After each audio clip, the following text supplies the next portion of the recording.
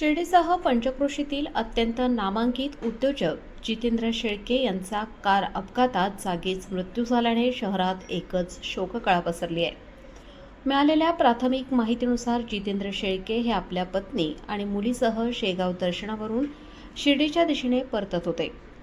समृद्धी महामार्गावरील चॅनल क्रमांक 506 धोत्रे तालुका कोपरगाव जवळ त्यांची पांढऱ्या रंगाची कार समोर असलेल्या एका अवजड कंटेनरच्या मागील बाजूस जोरात धडकली।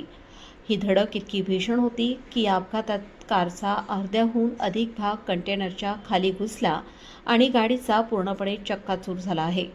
अपघाताची माहिती मिळताच महामार्ग पोलीस आणि बचाव पथकाने घटनास्थळी धाव घेतली।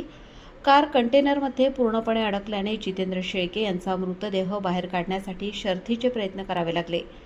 क्रेन आणि इतर उपकरणांच्या सहाय्याने कार बाहेर काढण्याचे काम युद्धपातळीवर सुरू होते।